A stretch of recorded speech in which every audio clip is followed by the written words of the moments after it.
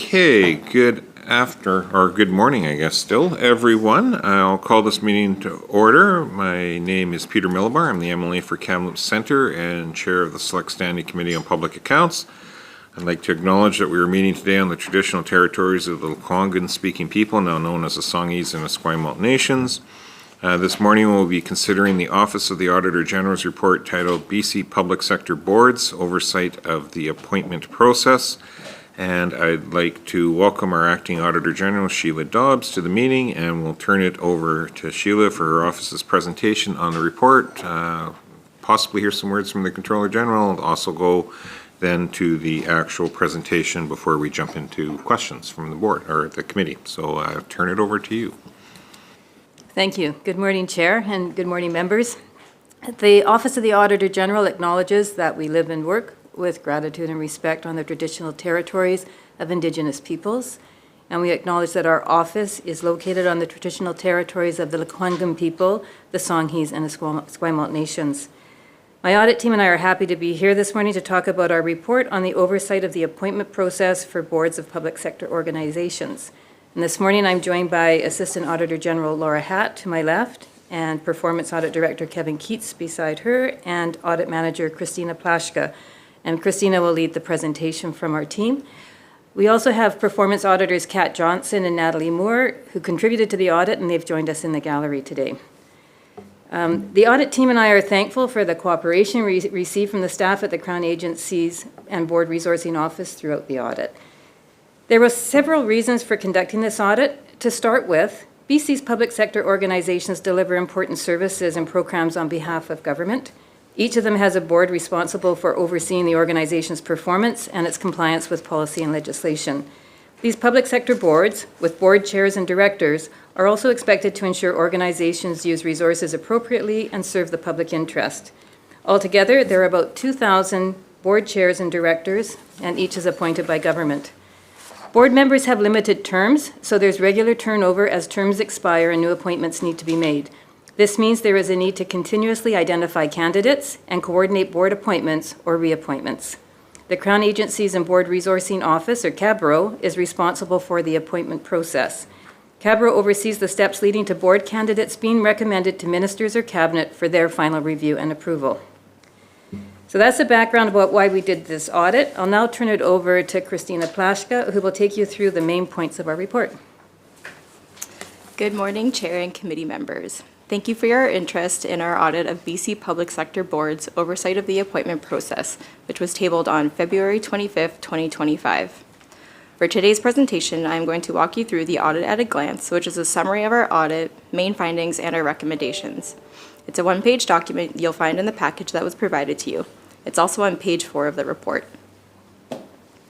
BC public sector organizations such as health authorities and crown corporations deliver important services, programs, and infrastructure for the province.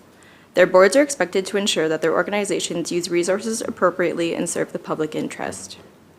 Board members are appointed by government, and the recruitment and appointment of board members plays an important role in whether a board functions properly. The Crown Agencies and Board Resourcing Office, or CABRO, is the organization that oversees the appointments for about 230 BC public sector organizations. We audited CABRO's oversight of government's public sector board appointment process to support boards in fulfilling their responsibilities. We looked at 4 factors: how CABRO ensured boards identify their competency and diversity needs, how CABRO ensured boards mitigated conflicts of interest, CABRO's role in assessing the performance of board members, and whether board vacancies were filled in a timely way.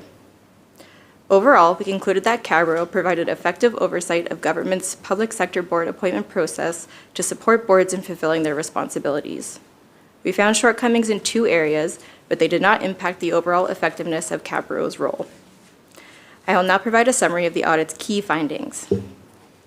First, we found that CABRO had processes in place to identify and assess board needs with some gaps.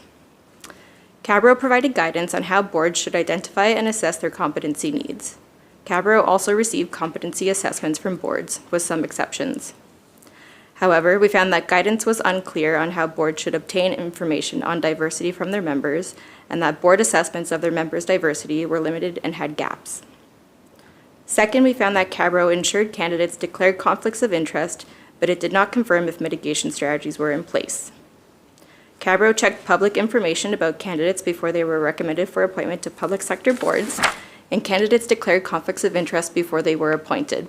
But Cabro did not confirm whether boards or ministries had plans in place to mitigate any declared conflicts of interest.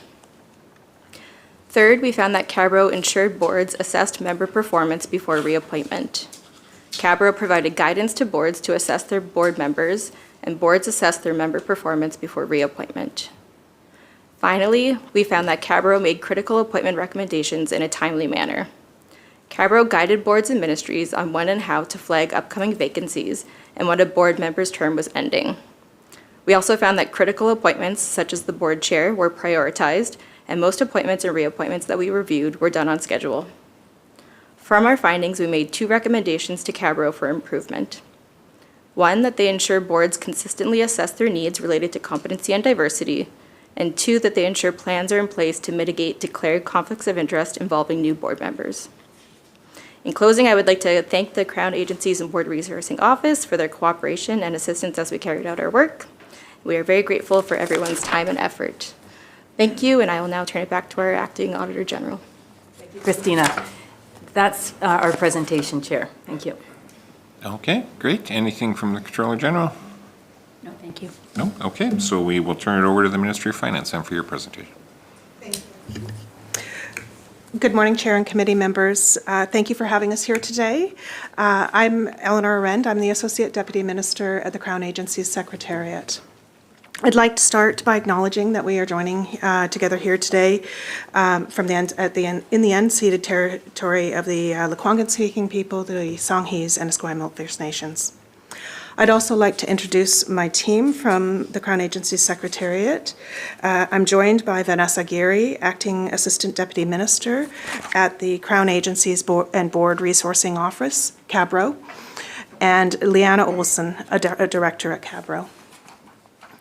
I'd also like to express my gratitude and thanks to the Office of the Auditor General for their thoughtful examination of our processes and their insightful recommendations for improvement. I'll turn it over in a moment to Vanessa to walk you through the presentation that's in your package, but before I do that, I'd just like to provide a brief overview of Cabro's relationship with the Crown Agencies Secretariat. The Crown Agencies and Board Resourcing Office, Cabro, was incorporated into the Crown Agencies Secretariat, known as CAS, in November of 2020. CAS is a central agency within the Ministry of Finance that is responsible for managing the relationship between the public sector organizations, which are known as PSOs, and government, providing governance support to both. There are approximately 230 PSOs with approximately 2,000 appointments that currently fall under CAS's purview. PSOs deliver important services, programs, and infrastructure for people across BC. They include commercial Crown corporations, service delivery Crown corporations, public post-secondary institutions, health authorities, advisory boards, and tribunals. Cabro, as a part of CAS, oversees the recruitment and recommendation of candidates for appointment to PSO boards and tribunals. PSO boards have the role of providing oversight and an obligation to govern in the public interest. Cabro also provides training and advice on good governance to support board members and the ministries responsible for those boards. The OAG audit, as you heard, focused on Cabro's role in providing oversight of government public sector appointments processes to support the boards in fulfilling their responsibilities. The audit found 2 shortcomings related to competency and needs assessment and in confirming mitigation strategies for any declared conflicts of interest. We accept the recommendations provided to address these shortcomings and appreciate that the audit also found that these shortcomings did not impact the overall effectiveness of Cabro's oversight role.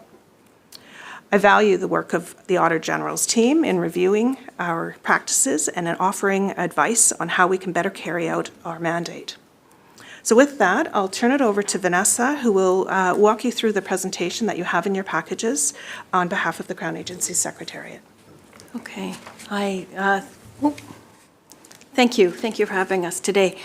My name is Vanessa Geary, and I'm the Acting Assistant Deputy Minister responsible for Cabro, and together with my colleague Leanna, we were responsible for responding to and working with the OAG team on this audit. I too would like to acknowledge that I am speaking to you today from the unceded territory of the Lekwungen people, the Esquimalt and Songhees First Nations. I'd like to start by providing a bit of background on Cabro's role when it comes to appointments. Cabro oversees approximately 1,000 appointments annually. Approximately 40% of these are appointments of new members and 60% are reappointments of existing members. Part of our role is to ensure that boards have members who are qualified, dedicated, reflect the province's diversity, and have the capacity to serve in the public interest. To support this, Cabro provides training, resources, and professional development for board members. Cabro works closely with boards and ministries responsible during the appointment process. The process usually starts well before a vacancy or an end of term comes up, and includes the identification of needs or gaps, i.e. specific skills or expertise, regional representation, gender or ethnocultural representation, and other factors. Cabro then works with the board and ministry to identify candidates. Once candidates are identified, Cabro ensures a declaration of conflict of interest and agreement of charter of expectations around serving in the public interest are completed. A due diligence review is also undertaken. Cabro then makes recommendations to the minister responsible, and the minister and cabinet, if appropriate, consider and approve the appointment. I'm now going to move into reviewing the results of the audit, so if you would please move to slide number 2. The Office of the Auditor General conducted an audit of Cabro's oversight and appointment process, as Christina just laid out. They examined 51 appointments made between January 1st and December 31st, 2023. These included 25 appointments, new appointments, and 26 reappointments to 16 PSOs. The scope of the audit did not include appointments to administrative tribunals, like the BC Human Rights Tribunal, or boards of PSOs outside the government reporting entity, the GRE, like WorkSafe BC. The audit assessed the role of Cabro in overseeing appointments and reappointments to public sector boards to determine whether the 4 criteria were met: ensuring boards identify their competency and diversity needs and gaps, including good practice guidance, conducting due diligence reviews and ensuring boards and ministries have plans to mitigate conflicts of interest, ensuring boards assess the performance of members seeking reappointment, including providing good practice guidance, and ensuring appointments and reappointments occur in a timely way. No recommendations were made for the last 2, but there were recommendations, as Christina laid out, for the first 2, and I'll go into some detail now on those. If you would move to slide 3, please. So for the first, the 2 recommendations specifically were around competency and diversity and conflict of interest, and that we work with boards and ministries to ensure that appointments and reappointments are consistently supported by an assessment of board needs related to competencies and diversity, and that we confirm with board or the ministry responsible that the board has a plan to mitigate any declared conflicts of interest prior to the board appointment of board members. As Eleanor outlined, we accept both of these recommendations, and we are taking steps to implement them into our work, which I will now outline in more detail. So please move to slide 4.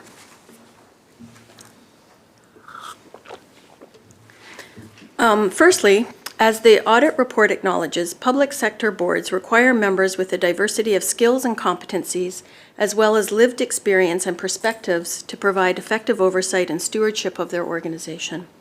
The process of assessing board needs and gaps is essential to the functioning of the board. The audit found that Cabro developed competency assessment guidance for boards, but that diversity guidance lacked clarity, meaning that while optional skills and competency matrix is provided, how boards should obtain information on diversity from their members is not explained, and so needs assessments can be incomplete. Cabro is addressing the recommendation to work with boards and ministries to ensure appointments and reappointments are consistently supported by an assessment of board needs related to competencies and diversity by undertaking the following. We're conducting a cross-jurisdictional research to understand what other Canadian jurisdictions are doing in this space. We are conducting research into what PSOs within British Columbia are doing to include diversity metrics in their own adaptations of Cabro's competency matrix. And we are establishing a working group of selected board chairs and ministry representatives to review this research and provide draft options for new resources which we plan to have in place for fall 2025. I should note that because of the requirements under the Anti-Racism and Data Act, ARDA, Cabro will be consulting with Citizen Services and the AG to ensure that any new forms, data collection process, and data reporting process are compliant and respect the privacy rights of applicants, potential candidates, and members. Please move to slide 5. The second OAG recommendation relates to conflict of interest. The audit found that Cabro ensured that candidates declared conflict of interest but did not confirm if mitigation strategies were in place. Currently, candidates for appointment are required to complete a candidate profile declaration form, which has them disclose any real, perceived, or potential conflicts of interest. Boards are responsible for developing mitigation strategies for declared conflicts. However, in keeping with the OAG recommendation to create more robust documentation and process around the way conflict of interest is mitigated, Cabro has created a new form where candidates who have disclosed conflicts agree to a mitigation strategy that is evaluated and signed off by the chair and Cabro before being recommended for appointment. All disclosed conflicts and the mitigation strategies are included in briefing materials for the minister responsible. The form is currently being piloted, and this summer, a final form, together with more detailed guidelines and background information, will be sent out to all PSO chairs and ministries responsible for ongoing use. Please move to slide 6. Just a few comments about the two other areas covered by the audit. The review found that Cabro provided good practice guidance on performance assessment to the boards and ensured that boards assess the performance of board members before recommending reappointment. No recommendations were made in this area, and Cabro will continue to ensure that performance appraisals are conducted for every public member to a board upon request for reappointment. Performance appraisals review a member's record of attendance, contributions to meetings, subcommittee participation, and their skills and experience as a fit for the future direction of the board. Cabro will also continue to provide support to chairs as part of the assessment process to ensure that the process is completed properly. Please move to slide 7. And finally, the audit reviewed the timeliness of appointments and reappointments and found that Cabro made critical appointments in a timely manner. The OAG made no recommendations, and Cabro will continue with work in this area. Timely appointments and reappointments help ensure boards function well and meet their legislated requirements. Cabro maintains a database of appointment terms and dates and keeps track of all expiries 365 days into the future. Appointments are prioritized on the basis of date, as well as leadership positions such as chair appointments or the operational needs of the board, for example, meeting quorum. Appointments can take many months to complete from recruitment to notification of appointment, but on average, the time is approximately 6 to 8 weeks. I'd like to close by thanking the Office of the Auditor General again for their report and recommendations on our processes. We are grateful for the opportunity to improve the administration of a robust procedure for oversight of the appointment process in support of good governance practices. I'd also like to acknowledge and thank the 2,000-odd British Columbians who serve on PSO boards and bring their expertise, experience, and dedication to governing in the public interest. Thank you for your time today, and I look forward to your questions. Great. Thank you, everyone, for all the presentations. Questions from the committee? Stephanie. Thanks. I will start. Thank you, first of all, to everyone for your work on this. It's a really important topic, something that we get asked about a lot, at least I do in my role, about how it works. And it was actually a really great audit, so congratulations on the results of that. So my question is, in follow-up to ensuring, it's around the conflict of interest mitigation strategy, and that there's going to be this new process, and then there's going to be ensuring that the boards and have that process in place. And so I'm wondering if there's follow-up, a next step to make sure that that process is actually being enacted then. Because there's lots of examples where there's a policy on the books or a bylaw on the books in governing boards, says something's supposed to happen, but then it's not happening. So Yeah. I'm just wondering if there's a third step to that. Yeah, no, that's a really good question, and we will incorporate the actual process into our guidelines that we provide for boards in terms of best practice. We have a best practices guidelines. So we will provide it in that and make sure that we're incorporating it in reassessments of board members and all of that. But I think a lot of this work, the paper is really important, but the relationships are even more important. And so the conversations that we have in an ongoing way with board chairs and with the ministries responsible to ensure that we're all working together to make sure that these processes are carried out and that they're rigorous and robust, that will, I think, be the key part, and that will be part of what we do. But it's, I think it is good to ensure that there is that follow-up and it's not just a piece of paper that gets put on a shelf. Thank you. Mabel? Did Sheila want to reply? Thank you, Chair. I just wanted to add to that follow-up question. So as part of our process, we do an annual follow-up process where we follow up on the recommendations of past performance audit reports. So in 2027, as part of that annual follow-up report, we'll be following up on the 2 recommendations from this report. Thank you for the presentation, and you answered it in terms of your remarks. So 1,000 appointments, reappointments a year, that's a lot. And so total number of approximately 2,000 folks who serve on the boards. And was there I may have missed it, but in terms of the assessment, or maybe it's coming in terms of, are there numbers or reporting in terms of how the diversity of the boards kind of reflects the current demographic makeup in British Columbia?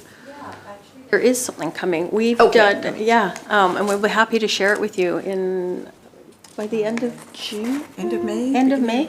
So what we've done, we try to track specifically on boards what the diversity is. And again, a lot of that is through conversation that we have with the board chairs and with the members themselves through the appointment or reappointment process.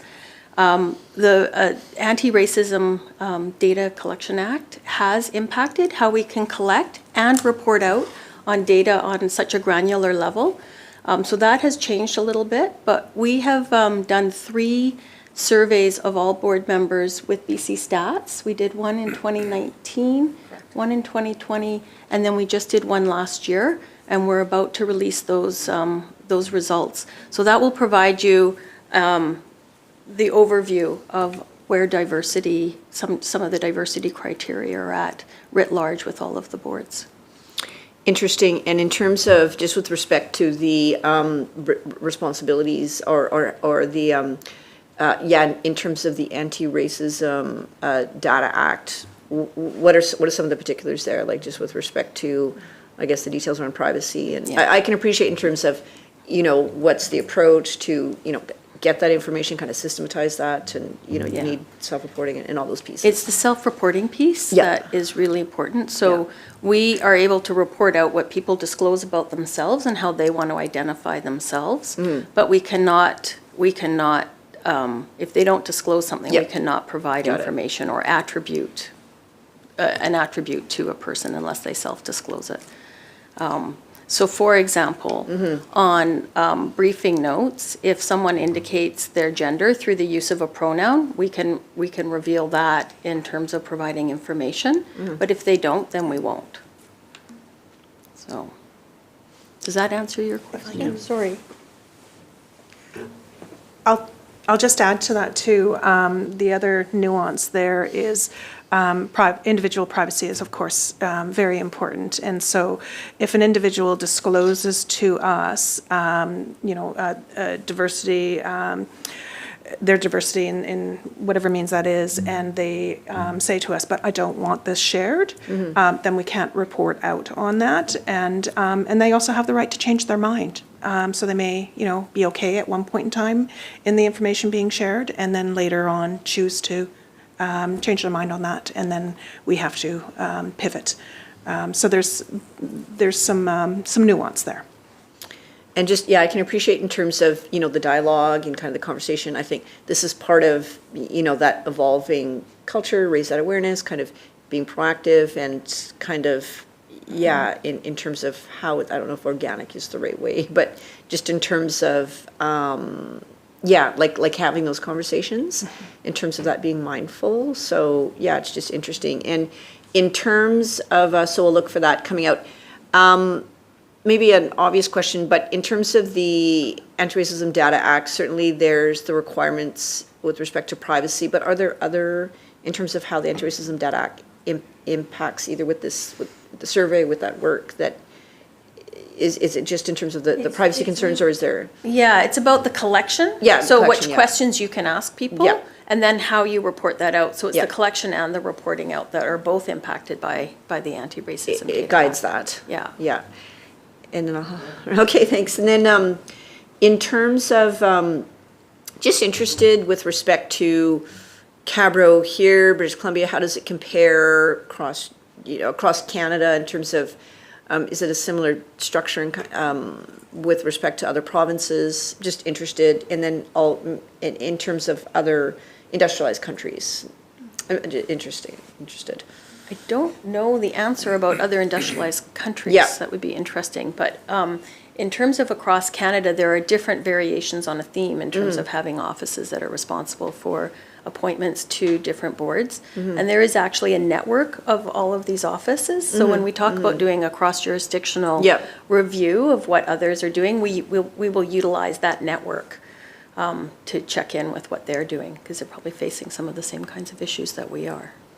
Yeah, I think it's just interesting in terms of, how that interacts with government, in terms of public engagement and participation and kind of all these pieces fitting together. So look forward to hearing back the approach from other jurisdictions. And yeah, we'll see.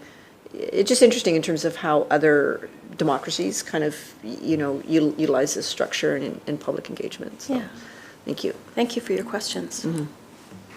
Yeah, and given that it is the playoffs, that was just called, playing nice with the referee, because although I'm the referee currently as the chair, Mabel will be refereeing in the chair hours and hours of my estimates upcoming. So I wanted to make sure I Peter, demonstrated appreciate great it. flexibility that I will look for some reciprocated.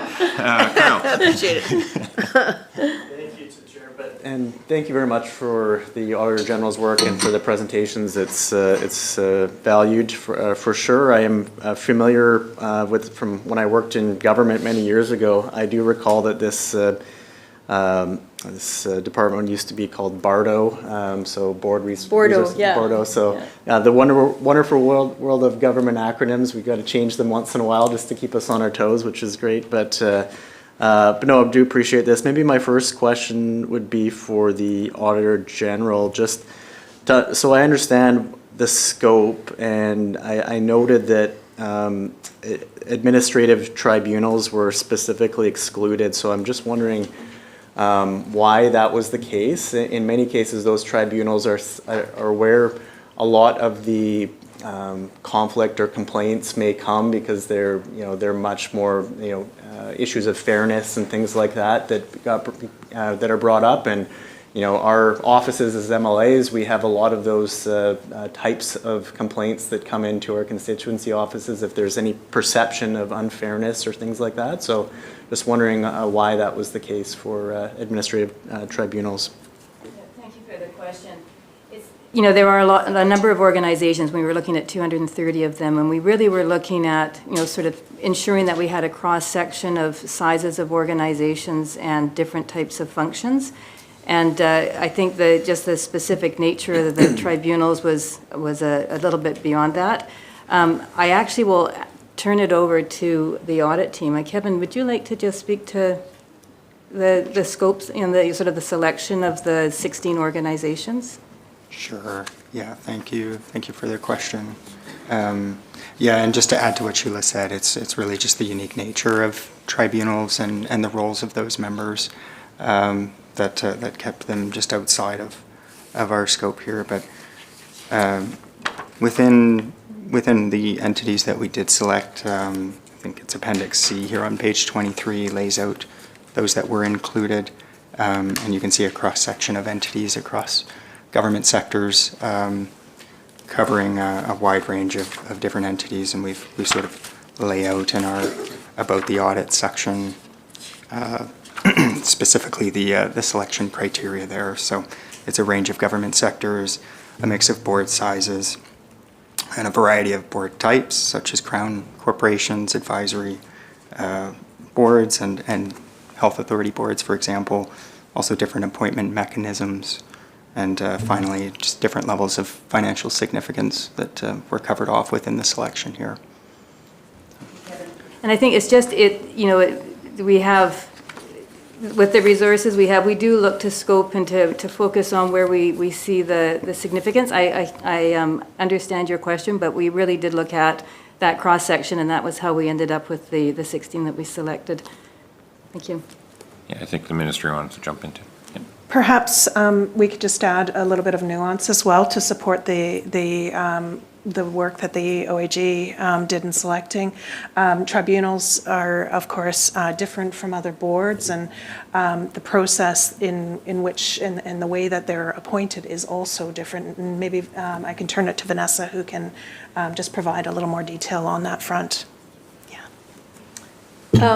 Yeah, the tribunals, the members of tribunals, they are actually employment situations, and so the process, well, the process for governing boards, recruitment and appointment of people on governing boards is rigorous and robust. These are volunteer positions, whereas members who sit either full-time or part-time on tribunal, it's an employment situation, and so the process is much more like a job application. And so it's a little bit different. It's a little bit like apples and oranges in terms of the actual process that's gone through. A number of the tribunals sit under the Attorney General, and there is an office within the Attorney General that works directly with the tribunals. And so there's a very rigorous process for recruiting and then appointing both chairs and members of the tribunals because of this situation. Thank you, and it might be just one to think about for the future. I suppose looking into that process specifically, I get it lots on the example of the Human Rights Tribunal is used, and that is one where I've heard lots of Labor Relations Board, same thing. I think a lot of interest and perceptions of fairness there. I think are really a challenge. And then the other one that was outside of the scope is the example of WorkSafe BC here. Another one where there's lots of kind of, some of those ones. I appreciate that there are lots of different sectors that were represented, but ones like WorkSafe BC, I would think that would be an important one. Maybe my next question would be just around, this one would be to the ministry on just, you talked a little bit about how, you look at diversity needs overall, so the, regional and gender, cultural, things like that are very, very important. I've, been on nonprofit boards, and you try to reflect, I think, reflecting the province's diversity is extremely important.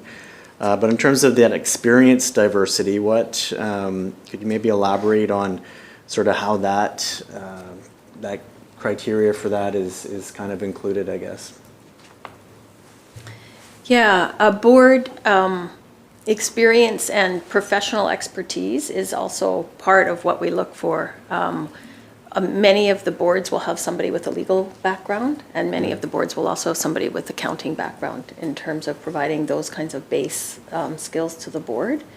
So we do try to ensure that we've got representation, and our competency matrix actually looks at that and looks for people, outlines different kinds of experience that one could bring to the table, be it through professional experience, educational experience, or lived experience. And so that helps us make sure that there's a diversity of not only attributes of a person, but also experience at the table. Is that answering the question? I think that's helpful. Thank you. Got a few more, Mr. Chair. So maybe do one more, and then Yeah. I don't need any. Okay, I'll do that. Yeah, come back to you after that.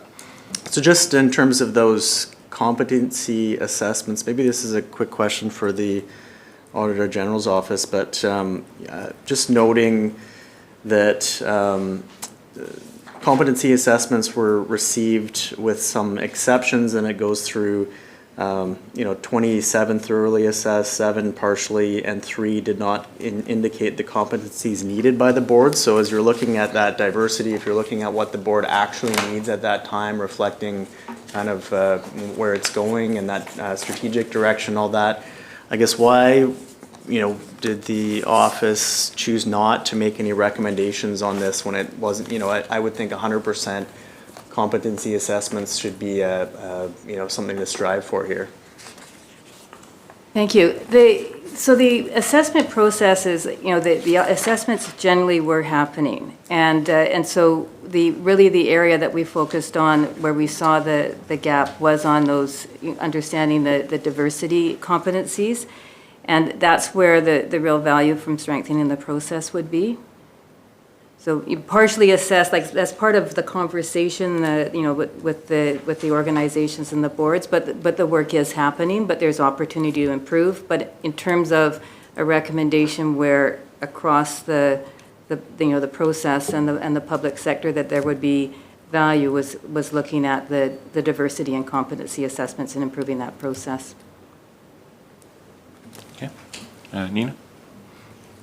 Thank you all. Thank you to the Office of the Auditor General for doing this important work on a really critical area that is of great significance for all British Columbians. And thank you, and really congratulations on quite an excellent audit as well that's revealed some really critical opportunities to enact the recommendations. And my first question really dovetailed with my colleague Emily Higginson's around the mitigation strategies and ensuring how those are not only reported to the board but handled over time.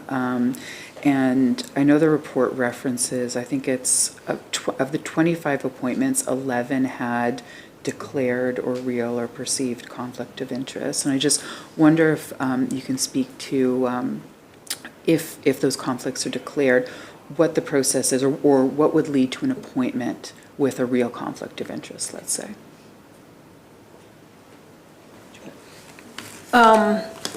So the 11 that were declared doesn't mean that nothing was done about them. And so when somebody fills out the candidate profile declaration, we ask them to declare anything that they might consider either a real or perceived or a potential conflict.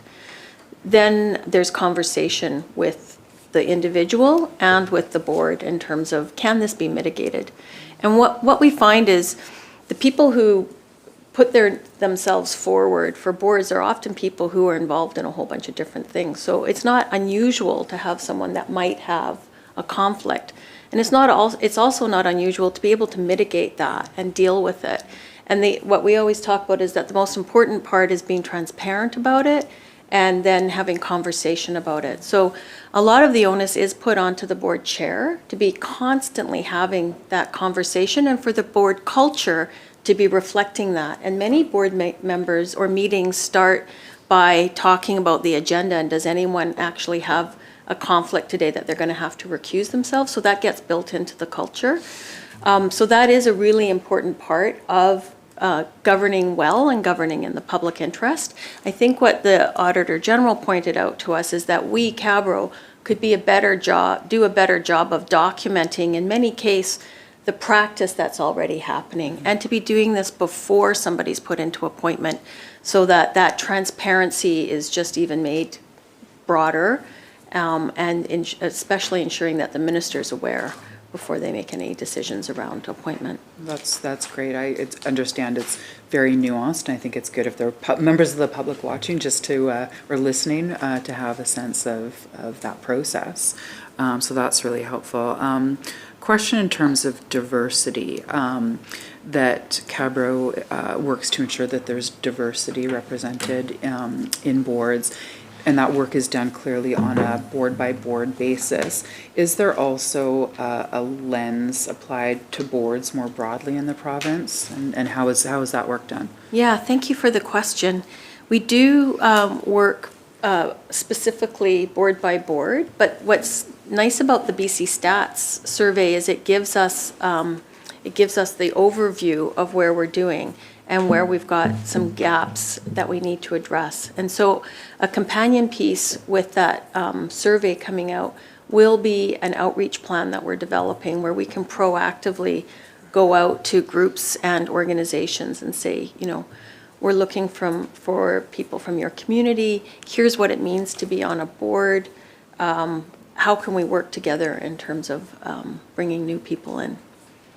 So Thank you so much. Stephanie? Thanks. My question is related to the performance appraisals that are done before a reappointment. And you talked about looking at attendance and participation in terms of sort of a performance review for these people. I just also wonder when it comes to the competency matrix that's done for a board, sometimes the situation a board is in changes. And so when you are doing these performance appraisals of reappointments, you know, attendance obviously how someone's attended and participated before, but also do you layer into this the fact that you might actually need different competencies now that the situation the board is in has changed, and so therefore you need someone different?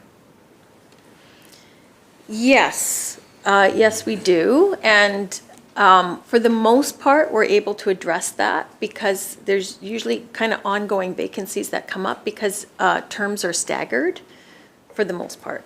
And so there's often an opportunity to address issues like that by bringing on new members. There are circumstances where there might need to be more of a wholesale change to the board, in which case that can happen. And there are also lots of cases where a person's circumstances change and they say, I just no longer have the time for this. And so that's when they decide not to either finish out a term or not seek a reappointment. So there's enough fluidity, I think, with the membership of the boards in order to address situations like that. Did you want to? No, that's good. Thank you. Kyle and then Dana.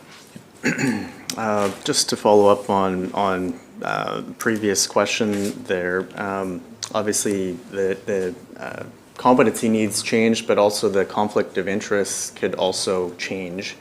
So I'm wondering, maybe just to start with if the Auditor General could maybe comment on this question, and then maybe if the Ministry could respond after. But what if an appointment becomes a conflict after because of a change that occurs, and why do we not have recommendations around what Cabro should do in that case? Like I can think of one example of a Crown agency where the chair of the board was a political candidate in the election, and so there are a lot of folks who do view that as a conflict and would be a challenge. So I do think some mitigation strategies and recommendations might be needed for Cabro in this regard, but there was no recommendations around anything like what happens for mitigation after that appointment, after that board is in place, and then how do we adjust the board if there is a conflict that does occur later.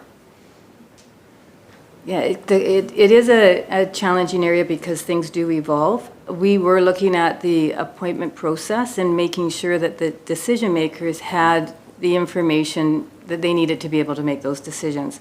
I think for Cabro, that there is that ongoing relationship with boards, and it would come up again as part of the assessment for a reappointment process.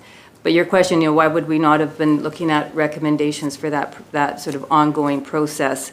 That's really with Cabro to figure out how best to manage that sort of risk assessment and next steps. But what we looked at, for that appointment process, there is that mechanism to require potential board members to declare any potential or perceived or actual conflicts.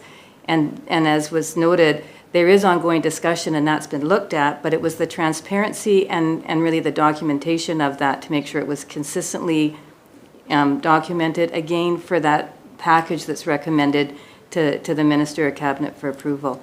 But I will let the Ministry speak specifically to that. Thank you. Thank you.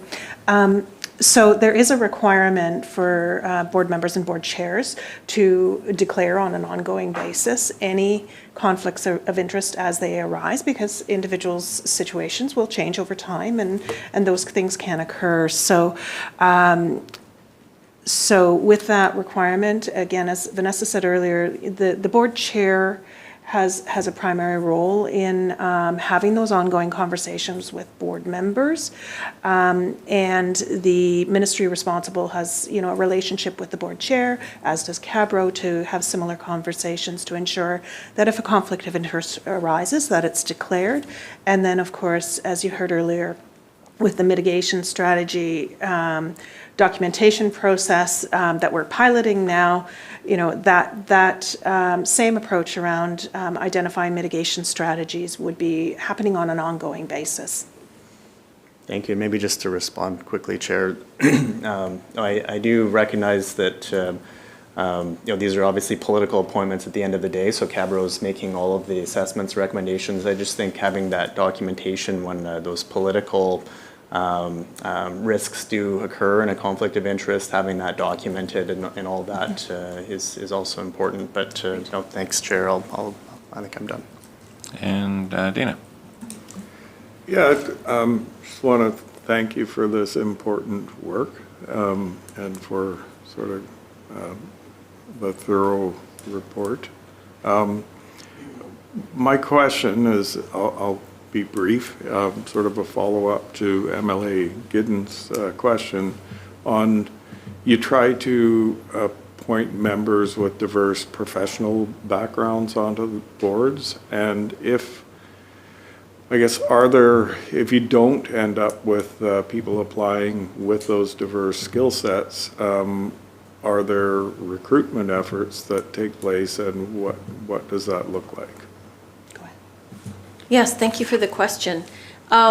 We do have a recruitment process. There are different tools that we have for this. We sometimes will do postings where we put it out there and people can apply. We have an extensive database of people who have applied for other positions. And so we have the ability to go into that database and look for someone with specific skills or experience, regional representation. And so we can actually pull people out. And then we get recommendations from, you know, all sorts of people. So we have different kinds of ways that we can pull out candidates for a specific role and often be able to meet what the board is looking for in terms of meeting that gap that they have on their board. And not just professional experience, but across in terms of the different kind of diversity that makes for a strong board. Excellent, thank you. Great. I think we've run the course and right on time. That's what you call a well-chaired meeting, if I ever saw one. So thank you very much for your presentation and answering all the questions. Just before we wrap up, I just want to remind everyone there is the National PAC conference in Regina, September 7th to 9th, and I think they've added a day at the end if people are so interested as well. So if you have any interest at all from the committee perspective, get a hold of the clerk's office and let them know. And with that, any other business? And then a motion to adjourn.